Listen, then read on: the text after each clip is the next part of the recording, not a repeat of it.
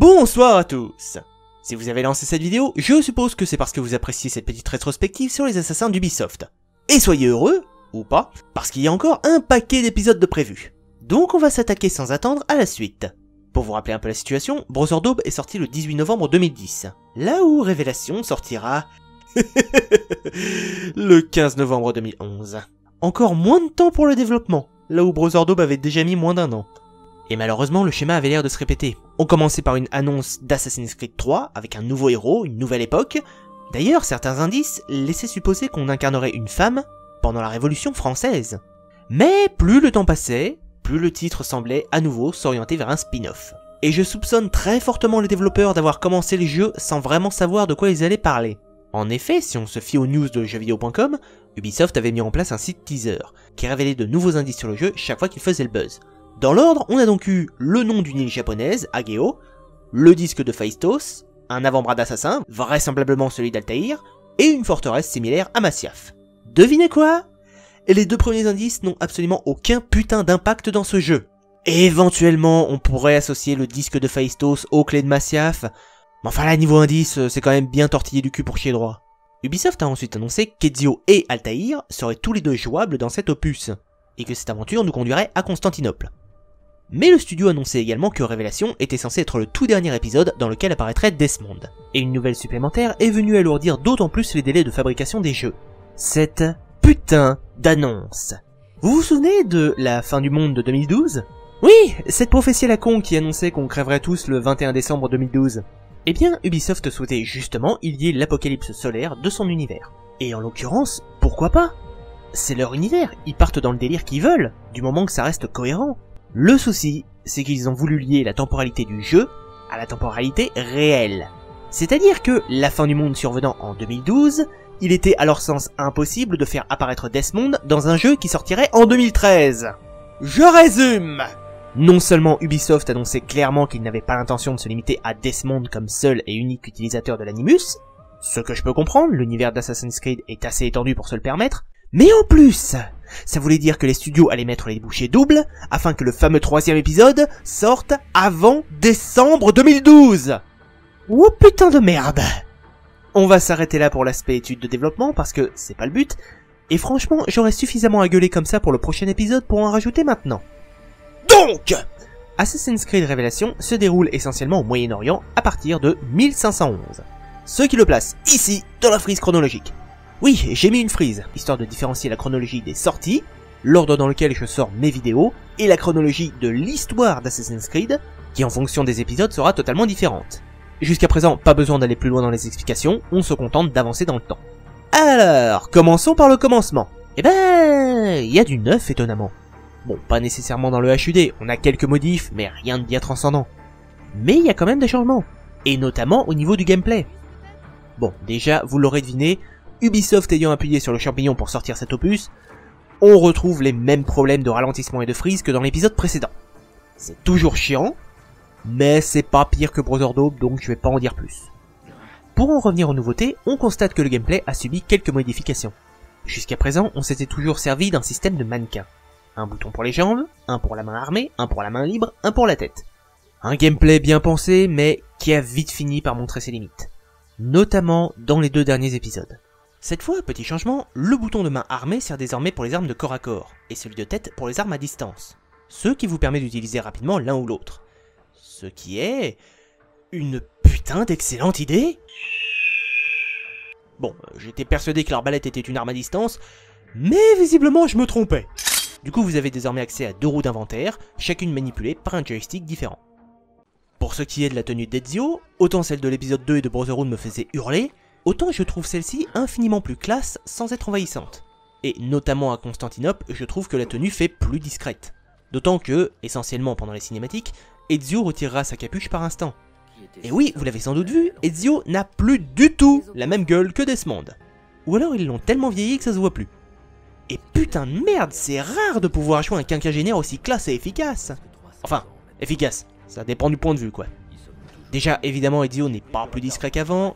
Donc les habituelles missions où vous devez rester discret sous peine de game over seront toujours de la partie. Et donc toujours aussi crispantes. Oui, ce genre de mission, il y en a pas mal. Et certaines sont quand même très longues. pire, puisque même dans les scénarios où vous êtes censé être déguisé, vous serez quand même en zone rouge et susceptible de vous faire repérer au moindre faux mouvement. Et quand vous vous payez un game over pour de la merde, parce que oui, je vous garantis que ça va vous arriver, bah vous avez envie de balancer ce putain de jeu par la fenêtre. A l'inverse, si les murs invisibles existent toujours, ils ont le mérite d'être beaucoup plus rares, et presque uniquement en périphérie de la ville. Ce qui, du coup, est également une très bonne chose. Pour ce qu'avait instauré Brother Daube, on a aussi eu droit à des améliorations. Les recrutements d'assassins sont plus variés, et sont même parfois scénarisés, même si, parfois, on piche pas trop pourquoi ils rejoignent l'ordre. Mais bon, le simple fait d'avoir amélioré la formule est déjà un plus. Même s'il y avait possibilité de mieux écrire les scénarios. Pour les fameuses tours de surveillance, il n'est visiblement plus nécessaire de buter le capitaine d'un repère pour le récupérer. Il suffit juste d'embraser la torche principale. Alors, c'est arrivé 2 fois dans le jeu, donc j'ignore s'il s'agit d'un bug ou si c'était vraiment voulu par les développeurs. Donc pour le coup, je vais considérer que c'est une bonne idée. Mais désormais, les Templiers peuvent répliquer et tenter de récupérer un repère. L'ennui étant que les séquences de défense peuvent être particulièrement difficiles, notamment à cause de la débauche de moyens utilisés par les Templiers pour récupérer un repère.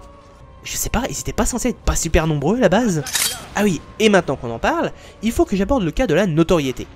Oui, elle est toujours là. Et elle a été remaniée. Hein? Est-ce que ce remaniement est bon ou mauvais?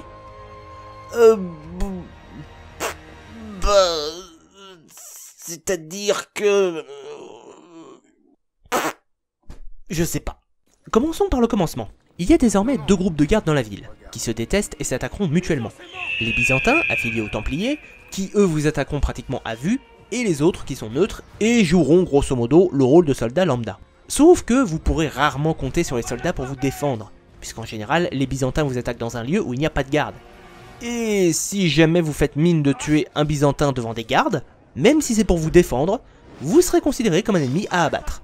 Et donc, la notoriété, à quoi sert-elle maintenant? Je sais pas. Même en étant anonyme, les Byzantins vous attaquent à vue, comme je vous l'ai dit, ce qui est logique. A l'inverse, en étant vigilant au max, les soldats basiques n'en avaient strictement rien à carrer de ma pomme. D'après le jeu, une fois que ma notoriété est totalement dans le rouge, les Templiers sont censés mener des attaques contre mes repères. Ce qui est arrivé une seule fois, dans tout le jeu. Et croyez-moi, ma notoriété n'a pas été dans le rouge qu'une seule fois. Je l'ai été de très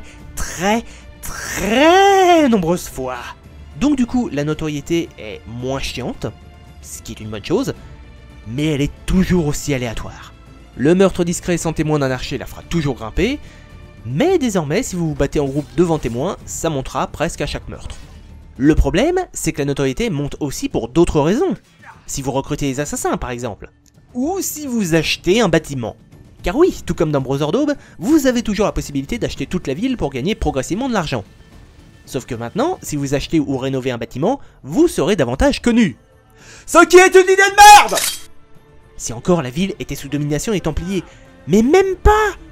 Dès le début, il nous est expliqué que les assassins sont plus puissants et plus nombreux que les Byzantins. Ce qui est pas du tout cohérent avec leur comportement. Ceci dit, vous n'êtes désormais plus leur seule cible. Si jamais les gardes voient quelqu'un d'autre que vous courir sur les toits, ils se mettront alors à le pourchasser sans plus faire attention à vous. Ce qui était déjà une bonne initiative. Et enfin, le pickpocket n'engendre plus de montée de notoriété. Ce qui est un énorme progrès.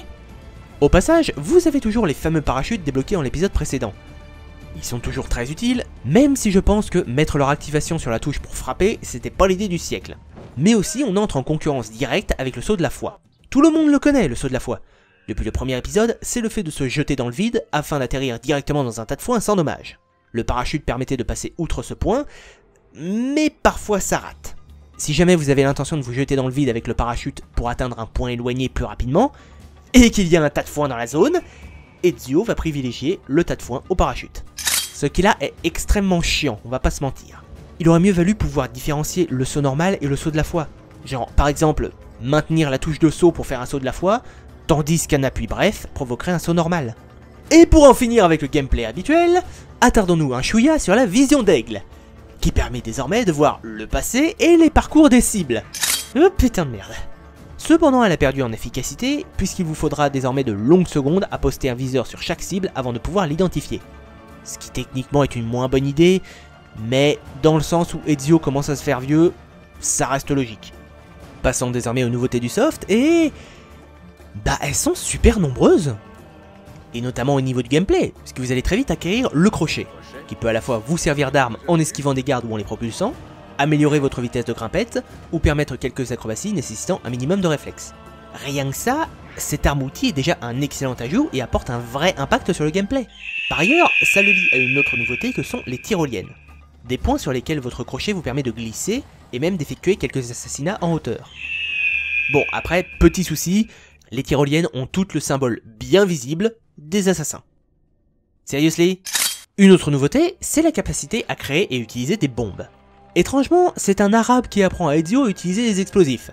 Probablement une simple coïncidence. Les bombes donc seront de plusieurs sortes, et vous pourrez en concevoir à l'aide de différents matériaux que vous récolterez à travers toute la ville. Des fumigènes, des bombes explosives, des bombes sonores pour attirer l'attention ailleurs, des bombes à mèche, des bombes collantes. Ça aussi c'était une excellente idée. Un excellent point de gameplay, qui pouvait nous permettre de multiplier les possibilités d'avancer. Bon après, je pense pas que fabriquer ces bombes au milieu de la rue soit quelque chose de super intelligent. D'ailleurs, un point que j'ai trouvé très intéressant, c'était de rendre les fumigènes vraiment aveuglants. Lorsque vous en balanciez un, vous ne pouviez voir à travers qu'à l'aide de la vision d'aigle. Ce qui là était une putain de bonne idée. J'en ai un peu parlé au début, mais vous avez aussi le système de défense de repère.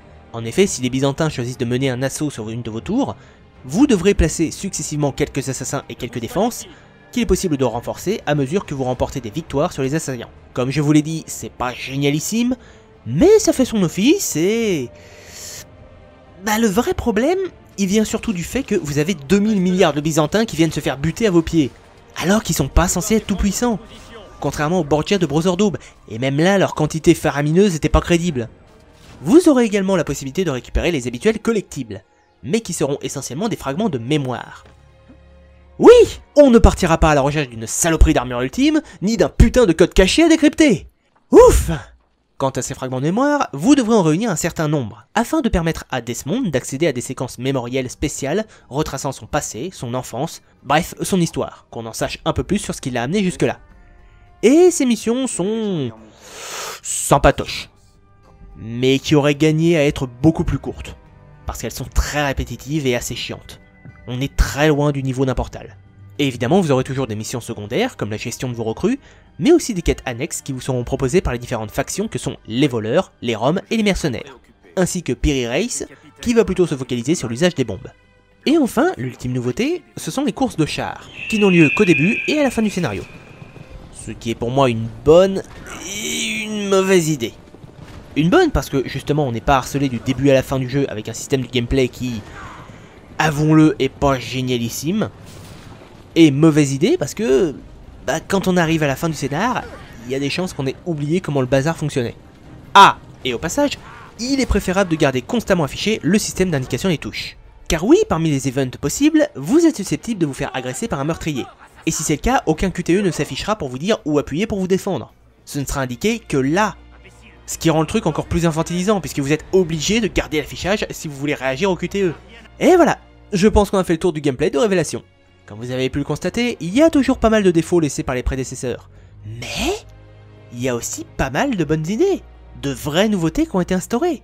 Est-ce que ça signifie qu'Assassin's Creed va relever la tête hors de l'eau? Eh bien, nous allons étudier le scénario de Révélation pour le déterminer.